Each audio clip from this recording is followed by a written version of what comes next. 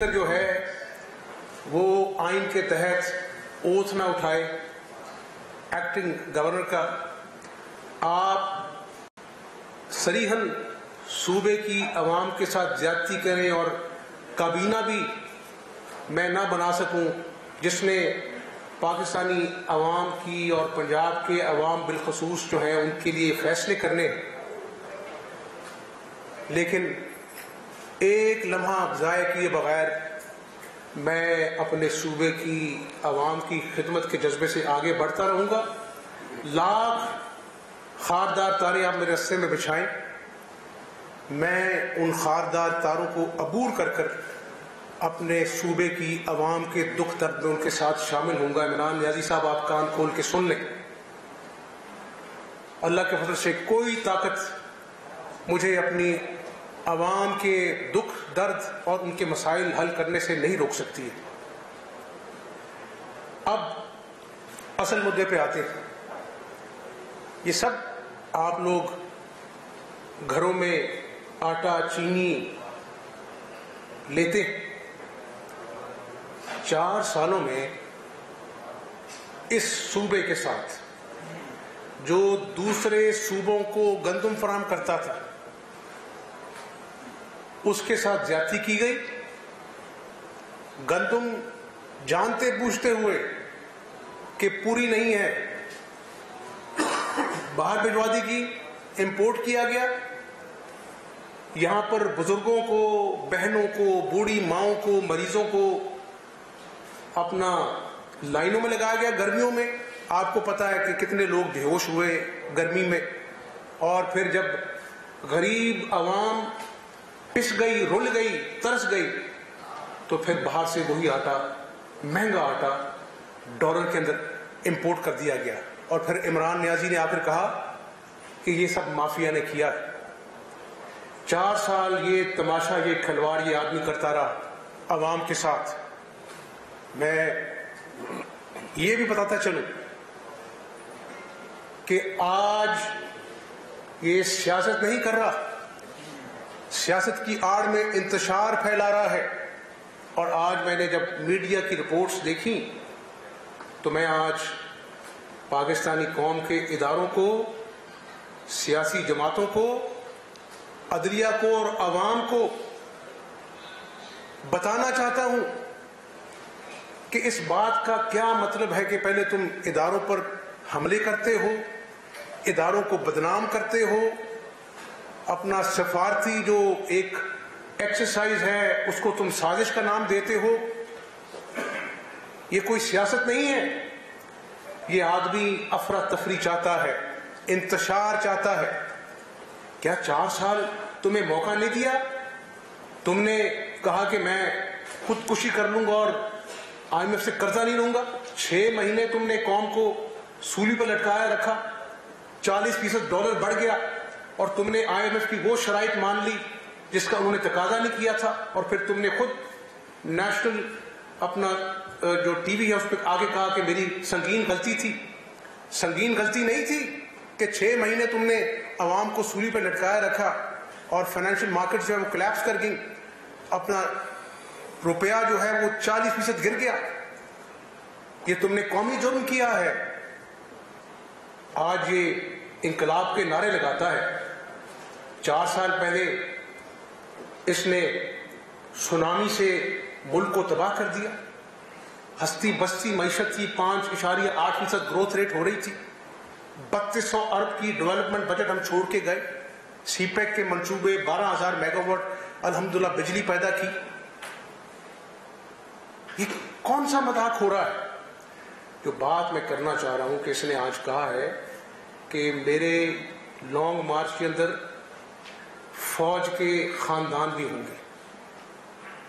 یہ بات بڑی سنگین بات ہے، اداروں کو اس کا نوٹس لینا چاہیے، اور سیاست کے اندر سیاسی میدان آ کے سجائے، لیکن جب معیشت وینٹیلیٹر پر ہے، سیاسی انتشار عروج پر ہے، اور پاکستان کے دشمن گھات لگائے بیٹھے ہیں، تو یہ فوج کو تقسیم کرنے کی کوئی سازش جو ہے اس کو اپنا جو ہے پیچھے نہیں ہٹ رہا. یہ کرنا کیا چاہتا ہے اس ملک کے ساتھ؟ اور میں بطور ایک کارکن، بطور ایک پاکستانی، آج پاکستانی عوام کو بتا دینا چاہتا ہوں کہ آپ اس کا جو بہروپیہ پن ہے اس کے پیچھے نہ جائیں. یہ شوبدہ بازی کر رہا ہے آج جلسوں میں. یہی تھا نا جس نے کہا تھا کہ میں آلو اور پیاز کے ریٹ کے لیے وزیر اعظم نہیں بنا. تو تم نے اگر آلو اور پیاز کو سستا نہیں کرنا، غریبوں کے منہ سے روٹی چھیننی ہے، چینی کے لیے لوگوں کو لائنوں میں لگانا ہے اور مافیا اور اپنے اے ٹی ایمز کی جیبیں پالنی ہے، تو تم کرنے کیا آئے تھے؟ کھلواڑ کرنے آئے تھے تم. احتساب کا نعرہ لگایا، آپ گواہ ہیں. ابھی تک وہ توشہ خانے کی چوری کا جواب نہیں دے سکا. منی لانڈرنگ کا اپنا الزام لگایا. آج جب ثبوت کوئی نہیں تھا، نیشنل کرائم ایجنسی کی رپورٹ آپ کے سامنے، میں تفصیل میں نہیں جانا چاہتا، اس نے کہا کہ 22 مہینے میرے بھائی کے اکاؤنٹس فریز رکھے. برطانیہ کی بات کر رہا ہوں، پاکستان کی بات نہیں کر رہا.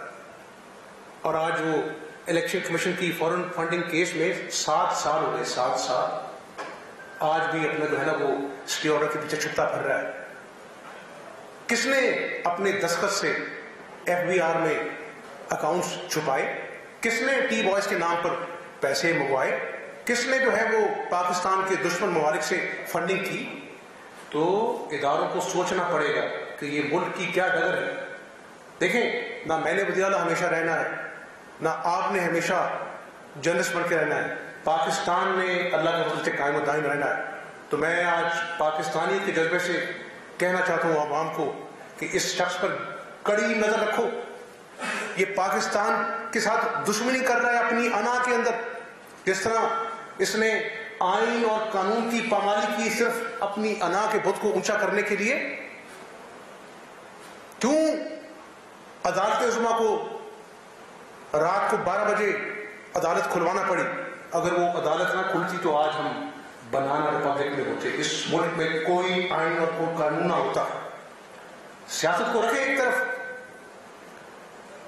پہلے اس بات کا فیصلہ کریں کہ یہ شخص اس ملک کے ساتھ کیا کرنا چاہتا ہے. میں بڑی ذمہ داری کے ساتھ آپ کو یہ بات کہہ رہا ہوں. اداروں کو اور عوام کو اس کا نوٹس دینا پڑے گا، ورنہ خدا نخواستہ پاکستان کے دوست اس نے ناراض کیے. چائنا کو جو اس کے منصوبے تھے سیٹ کے آتے ہی اس کے نوردن نے کہا کہ کرپشن ہوئی ہے، چائنا ناراض ہو گیا. 2 ممالک اور ناراض ہو گئے. کبھی یہ بھرے جلسے میں ایبسولوٹلی ناٹ کہہ کے اپنا سپر پاور کو للکارتا ہے. ہمارے سفارتی تعلقات ہیں، ہم برابری کی سطح پر امریکہ کے ساتھ تعلقات استوار کرنا چاہتے ہیں. کبھی یورپین یونین کو اپنا جو ہے رکھیتا ہے. یہ کیا کر رہا ہے پاکستان کے ساتھ؟ یہ منہ سے بول کے چل جاتا ہے جلسوں میں، لیکن میں آپ کو یہ بتا دوں اگلی آنے والی کئی دہائیوں میں پاکستانی عوام کو اس کی قیمت چکانا پڑے گی. مجھے لوگ ملتے ہیں، مجھے فیڈ بیک آتا ہے جو سفارتی اپنا ہمارے تعلقات ہیں اس کو ناقابل تلافی نقصان پہنچایا اس آدمی نے. تو میں عوام کو صرف حقائق پر بات کرنا چاہتا تھا. اس کی طرح جھوٹی رام کہانیاں میں نہیں سناتا. صوبے کے عوام کو آج بتانا چاہتا ہوں، میں بڑا ادنا سا میں خطا کار انسان ہوں، لیکن نواز شریف اور شہباز شریف نے مجھے یہی سکھایا ہے کہ اللہ کی مخلوق کی خدمت کرو. عوام پچھلے 4 سال سے مہنگائی کی چکی میں پس رہی ہے. 2 وقت کی روٹی پوری کرنا مشکل ہے. بچوں کا دودھ پہنچ سے دور ہو چکا ہے. اور ایک اور اس کا جو سنگین جرم ہے، جانتے بوجھتے ہوئے ایک طرف اس کے وزراء جو ہیں وہ IMF سے گھٹنے پکڑ کر اپنا سخت ترین شرائط پر عمل کر رہے تھے، اور دوسری طرف اس نے سبسڈی دے دی. مجھے بتائیں کہ ایک طرف یہ IMF کے ساتھ سب مان گیا کہ ہاں ہم تیل مہنگا کریں گے، دوسری طرف بغیر کسی کو بتائے تیل پہ سبسڈی دے دی. کون سا ایسا ملک ہے جو اس وقت تیل پہ جو ہے وہ سبسڈی دے رہا ہے؟ تو IMF کے مذاکرات تعطل کا شکار ہوئے. ڈالر آج 200 اس کی وجہ سے ہوا ہے کیونکہ اس نے صرف شعبدہ بازی کی. جس طرح یہ کہتا تھا نا ہر اپنا 2 دن بعد کہ جی خوشخبری سناؤں گا، اور اگلے دن جو ہے وہ مہنگائی اور ہو جاتی تھی. اسی طرح اس نے پاکستانی معیشت کا کھلواڑ کیا ہے. اسی لیے معیشت جو ہے 5.8% جو ہم 2018 میں چھوڑ کے گئے تھے زمین بوس ہو گئی، 0 بھی رہی، منفی چلی گئی. تو یہ بات ریکارڈ کی ہے. میں کوئی پچھلی حکومت کا رونا رونے نہیں آیا اس کی طرح کہ جی ہمارے ہاتھ بند گئے. وہ ہاتھ بندے بھی ہو، پاؤں بھی تم باندھ دو، کابینہ بھی نہ ہو، گورنر بھی نہ ہو، لیکن اللہ کے فضل و کرم سے، اللہ کی توفیق سے میں بڑا کمزور آدمی ہوں. میں انشاءاللہ پنجاب کی عوام کے ساتھ ہر حال میں کھڑا ہوں گا انشاءاللہ. تو آج میرا خیال ہے کہ تاریخ میں کم ہی اللہ نے توفیق دی ہوگی کہ آج حکومت پنجاب جو ہے عوام کے لیے آٹا جو ہے، جو 10 کلو کا جو بیگ ہے وہ ہے 650 کا. کتنے کا ہے؟ 10 کلو کے آٹے کا بیگ 650 روپے کا ہے. آج الحمدللہ فی الفور ہم اس 650 کے 10 کلو کے آٹے کے بیگ کو 490 پہ کر رہے ہیں. اور کوئی اپنا لائنیں نہیں دیں گی. پورے پنجاب میں 36 اضلاع میں آج سے عوام انشاءاللہ اللہ کے فضل و کرم سے 650 کا جو 10 کلو کے آٹے کا بیگ ہے وہ 490 میں خریدیں گے انشاءاللہ تعالی. اور کتنا فرق ہے؟ یعنی 160 روپے جو ہے ہم عوام کے لیے 10 کلو کا جو بیگ ہے اس کو ہم سستا کر رہے ہیں. 160 روپے. 17 ارب روپیہ ایک مہینے کی سبسڈی ہے، اور اس کو آپ اگر حساب کتاب کر لیں تو 200 ارب کی سبسڈی ہم عوام کے لیے آٹے کی مد میں دینا چاہتے ہیں. ایک اور بات میں آپ کو بتا دوں کہ انہوں نے 4 سال کسانوں کو رول دیا، کھاد کے لیے کسان ترس گیا، پروکیورمنٹ میں ان کے اپنے لوگوں نے پیسے بنائے، فرسودہ سیڈ جو ہے لوگوں کو دیا، اپنے جو پیارے تھے ان کے پیسٹی سائڈز استعمال کیے، کسان رول گئے، سیڈ نہیں ملا لوگوں کو.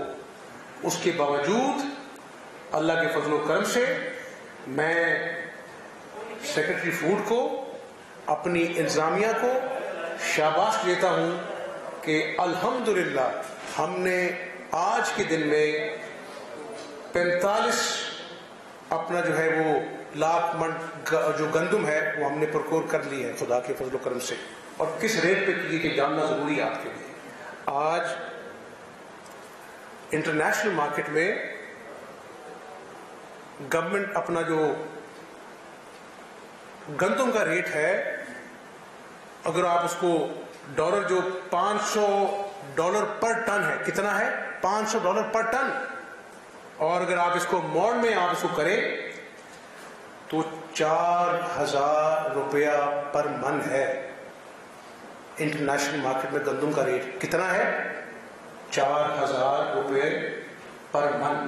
اور ہم نے جو میں نے آپ سے ذکر کیا، ہم نے جو 45 لاکھ ٹن گندم جو پروکیور کی ہے اپنے کسانوں سے، اس کا ریٹ ہے 2200 روپیہ پر من. کتنا ہے؟ 2200 روپیہ پر. تو مجھے خوشی ہے اور میں اللہ کا شکر ادا کرتا ہوں کہ سستی گندم، اپنی گندم، اپنے کسانوں کی گندم ہم نے الحمدللہ ان کو پورے پیسے دے کر اپنا پروکیور کر لی.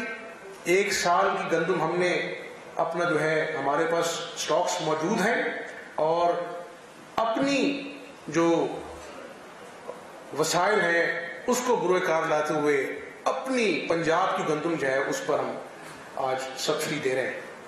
تو کوئی میرے پاس کوئی جادو کی چھڑی تو نہیں ہے، میں نے کوئی جادو ٹونا تو نہیں کیا. نیت میری یہ تھی کہ پہلے دن میں آیا، مجھے میرے حلف کو روکا گیا 1 مہینہ، کبھی یہ گورنر، کبھی وہ گورنر، کبھی صدر نے یہ کر دیا، تو کبھی اپنا جو ہے وہ اسپیکر نے یہ کر دیا. لیکن مجھے آج خوشی ہوئی کہ میں آج یہ خوشخبری جو ہے پنجاب کی عوام کو سنانا چاہتا ہوں. دوسری بات میں آپ سے یہ ضرور کروں گا کہ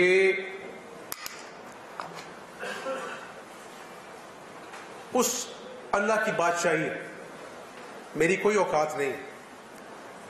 اللہ جب تک چاہے گا میں اس عہدے پر بیٹھا رہوں گا، لیکن جس طرح ایک سیکنڈ، ایک لمحہ ضائع کیے بغیر یہ لوگ پاکستان میں انتشار پھیلا رہے ہیں، چاہے وہ گورنر صاحب ہوں جو چلے گئے، چاہے وہ ایوان صدر میں جو شخص بیٹھا ہے، مجھے بڑی اس کی عزت تھی، لیکن جو ایوان اور آئین اور قانون کے ساتھ اس شخص نے کھلواڑ کیا ہے، اس کے بعد میں سمجھتا ہوں کہ وہ پاکستان کا مجرم ہے جو اس وقت ایوان صدر میں بیٹھا ہے۔ تو میں جس طرح انہوں نے ایک لمحہ ایک پل ضائع کیے بغیر اس ملک میں انتشار پھیلایا، میں ایک لمحہ ایک پل ضائع کیے بغیر اپنی عوام کے دکھوں کی داد رسی کرنے میں کوئی کسر نہیں چھوڑوں گا انشاءاللہ تعالی۔ اور میں یہ بھی بتا دوں، میں نے آئی جی پولیس کو کہا ہے کہ مجھے معلوم ہے بطور اپوزیشن لیڈر کہ رشوت ایوان وزیر اعلیٰ میں اس کے ریٹ طے تھے، پولیس افسران ہوں اپنا جو ہے وہ درجنوں بدلتے تھے۔ میں نے کہا آئی جی صاحب، چاہے وہ آر پی او ہے، ڈی پی او ہے، ڈی ایس پی ہے، میں آپ کو سفارش نہیں کروں گا کہ آپ اس کو لگائیں اس کو لگائیں، میں صرف آپ سے ایک ہی سفارش کروں گا، میری ایک ہی شرط ہے کہ ایماندار نیک نام افسر ہوں اور عوام کے دکھوں کا مداوع کریں، اس کو انصاف دلائیں۔ یہ ہے گڈ گورننس جس پہ اللہ تعالیٰ مجھے اپنے اتحادیوں کے ساتھ مل کر توفیق دے۔ اور یہ میں اس لیے نہیں کر رہا کہ پنجاب کی عوام خوش ہو، یہ ترجیح بات کی ہے، میں نے قیامت والے دن اللہ تعالیٰ کو بھی جواب دینا۔ میں اپنا جو ہے یہاں پر بیٹھے ہوئے ہماری اپنا اتحادی، اپنا جہانگیر خان ترین صاحب، علیم خان صاحب، جگنو محسن صاحبہ، معاویہ بھائی بیٹھے ہیں یہاں پر، اسد کھوکر صاحب بیٹھے ہیں یہاں پر، میں ان کو بھی یہی ان سے مشاورت کرتا ہوں کہ سیاست بعد میں رہ گئی، اور میں ایک سیاسی ورکر ہوں، مجھے فخر ہے کہ میں اللہ تعالیٰ نے مجھے وزیر اعلیٰ بنایا ہے، لیکن میں آج بھی ورکر کی طرح سوچتا ہوں۔ میں یہی سمجھتا ہوں کہ میں عوام کے لیے جواب دہ ہوں۔ پیپلز پارٹی، کل ان سے میری ملاقات ہوئی، ان کو بھی میں نے یہ کہا اور انہوں نے مجھ سے پورا اتفاق کیا کہ میں نے کہا حضرت مرتضیٰ صاحب، یہ ڈاکٹرز، میں آج کل ہسپتالوں میں جا رہا ہوں، کچھ تصویریں کھنچوانے کا شوق نہیں مجھے، وہاں پر کسی بچی کو دیکھتا ہوں وارڈ میں تو دکھ ہوتا ہے، تکلیف ہوتی ہے، کسی اپنا ڈائلسس یونٹ میں جاتا ہوں جہاں پر وہ بند پڑا ہے، دکھ ہوتا ہے، تکلیف ہوتی ہے، کہ اللہ تعالیٰ مجھ سے کام لے۔ اور انشاءاللہ اسپتالوں کے اندر بھی اللہ تعالیٰ نے چاہا تو جو دوائیاں کینسر کی اور عام آدمی کے جو دوائیاں تھیں وہ انہوں نے مہنگی کر دی 500%، اور جو شخص کیانی جس نے یہ ڈرامہ رچایا اس کو اس نے اپنے پارٹی کا عہدہ دے کر نواز دیا۔ عوام کو پتہ ضرور ہونا چاہیے۔ تو میں ایک اور بھی بات کر دوں، انشاءاللہ بہت جلد اللہ نے چاہا تو ہم تمام پنجاب کے ہسپتالوں میں کینسر کی اور عام آدمی کی دوائیاں مفت انشاءاللہ تعالی لوگوں کو دیں گے انشاءاللہ۔ اور یہ بھی کہہ دوں کہ 36 اضلاع میں ہم نے پرائز کنٹرول کمیٹیاں بنا دی ہیں، ضرور آپ رزق حلال کمائیں، لیکن وہ مافیا کو پالنے کا دور چلا گیا جو عمران نیازی کا دور تھا۔ میں نے انتظامیہ کو بھی کہا ہے کہ میں خود جاؤں گا تمام ضلعوں میں، پرائز کنٹرول کمیٹیوں کو دیکھوں گا، بازاروں میں جاؤں گا۔ ہاں آپ منافع کمائیں، لیکن غریب آدمی جس کی سفید پوشی آج دفن ہو گئی ہے، بچے جب رات کو دودھ کے روتے ہیں اس ماں باپ سے پوچھیں ان کے دل پہ کیا بیتتی۔ تو میں یہ اجازت دے دوں گا کہ غریب آدمی کے اب کپڑے بھی اتر جائیں۔ تو انشاءاللہ اس پہ بھی ہم ایک مربوط پالیسی بنا کر آگے چلیں گے۔ اللہ تعالیٰ سے میری دعا ہے کہ اللہ تعالیٰ